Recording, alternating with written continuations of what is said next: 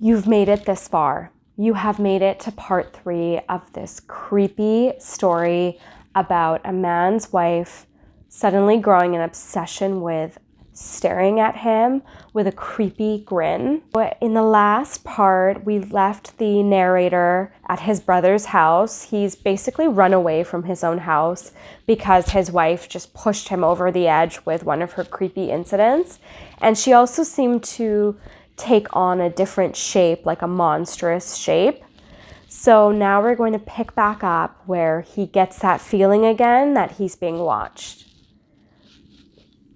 The longer I ignored the feeling, the worse it got. My eyes drifted away from the ceiling almost on their own. Her face was pressed up against the window beside the couch, staring down at me with that same gaping smile. Drool dribbled down her lips, leaving 2 long streaks down the glass.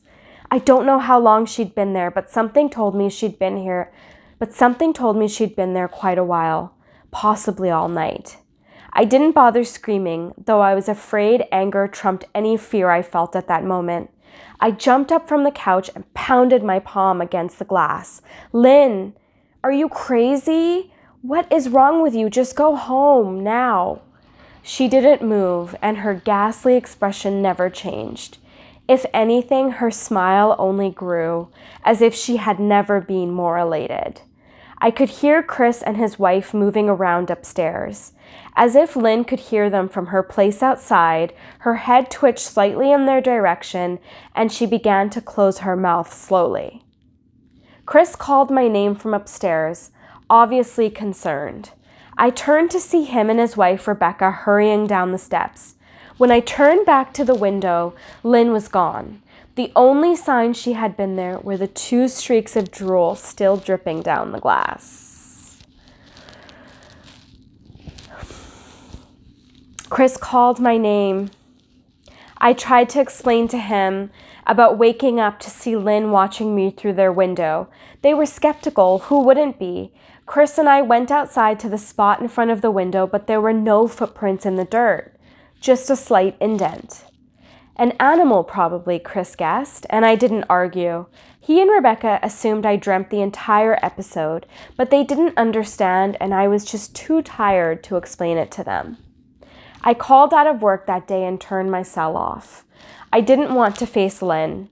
Just talking to her was too much for me at that point. I really started to believe something was irreversibly wrong with her. That no matter what promises she'd made, we'd never be the same again. The thought saddened me to my core. I cried most of the morning, and by noon I figured I was ready to confront her, give her one last chance to explain herself. I could at least give her that after 6 years, I told myself. I turned my phone on and saw the dozens of texts she'd sent, all from a seemingly concerned wife. "Can we talk? I love you. Please call me. I'm really worried. Can you answer? Just come home." And more of the same. All texts telling me she loved me and she wanted me home. How worried she was. Not one damn text addressing the crazy behavior. Like she hadn't been acting like a character from a Stephen King book. Even her texts were different. She normally texted me novels just to tell me to pick up a loaf of bread. You'd think she'd have more to say to me after these bizarre shenanigans. I know it probably seems childish to some of you who are miles away from this situation, but if you saw the way Lynn had looked at me, how she scampered away on all fours like a wild animal, grinning at me from the closet like a lunatic, then I think you'd find my reaction was warranted. I ended up staying with Chris and Rebecca for another night. I didn't wake up yesterday until afternoon, and thankfully I did not see Lynn's face watching me through the window. Rebecca said, "I don't want to pry because it's not my place, but is this fight something that can be mended?" She'd made us both a sandwich for lunch, and I knew she wanted to breach the subject without trying to be nosy. "I don't know. She's just like a different person," I said, choosing my words carefully. I still wasn't ready for her or Chris to know the full extent of her batshit craziness. People change, Ben, but she's still the same woman you married.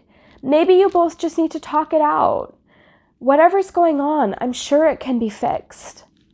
I think it's beyond that now, Rebecca. I don't think talking would help. I just don't trust her, I said. The words stung in my heart. I missed and loved my wife. But how could I live with someone like that? Living in constant fear doesn't sound too appealing. Lynn loves you. She has to be absolutely crushed, she said. I don't know about that, I said. Well, she certainly seemed like it to me. I've never seen her so upset. Very much unlike the Lynn I know, Rebecca said. It took me a full minute for her words to really sink in, and when they did, I felt dread worming its way through my skin. Wait, what do you mean? You saw Lynn? Rebecca nodded, casually, as if this wasn't a nightmare. She stopped by this morning. I didn't see her car, though. Maybe she took an Uber or something. Rebecca, what did she say? She just asked if you were awake yet, and I said that you weren't. That's all? She didn't say anything else? No, she looked awful, though, like she hadn't slept in days. I got up from the table and thanked Rebecca for lunch. I felt a little bit better at the knowledge that at least she hadn't come inside. Still, I needed to double-check that the doors were locked. I sat for a while trying to figure out what to do next. I didn't want to go home, but I felt I owed it to Lynn to help her if I could. Hadn't I sworn an oath to love her and honor her? Clearly she was very sick. If she was sick, which I truly believed she was, I had to try to get her the help she needed. But I didn't even know where to start. I didn't want to call the police, and besides, what could I even say? She hadn't committed any crime. I knew as my husband I was in my full rights to have her committed, but what if she just acted normal in their presence? Obviously, she'd been able to fool Rebecca into thinking she was just a concerned wife. So I did what any husband would do in my position. I called her mother. I didn't want to, believe me. Her mother and I were never on the best of terms. She wasn't a very warm person and wasn't very easy to get along with. I'd only met her twice, and both times were for short visits. Her mother's company felt almost unbearable, like walking on glass.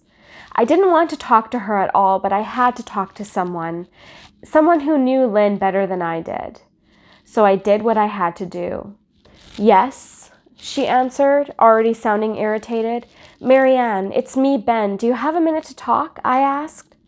I'm in the middle of something, Benjamin, but if you insist. It's about Lynn. She's been acting strangely, and I'm wondering if you have any idea. I wanted to know if you've noticed any odd behavior or many mental health issues. If you're truly concerned, then I suggest you get health professionals involved. I don't know what you expect of me, she snapped. Please, if not for me, do it for Lynn, I tried. Marianne, Benjamin, I don't know what to tell you. My only advice would be to seek professional help. Do not call me again. Goodbye. I tried to wrap my head around the call and her refusal to help me. Why wouldn't she want to help her own daughter? After a while, I almost gave up until I remembered her last words. Seek professional help. She said those words with a bit of urgency, as if they were very important. What had she meant?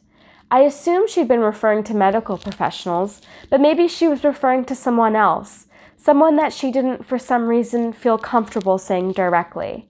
Or maybe I was just desperate. I waited for Chris to get home, and after a very long and exhausting conversation with him and Rebecca, I convinced them that Lynn truly needed help. I didn't tell them everything. I wasn't prepared yet. Okay, we have one more part. We're almost at the end.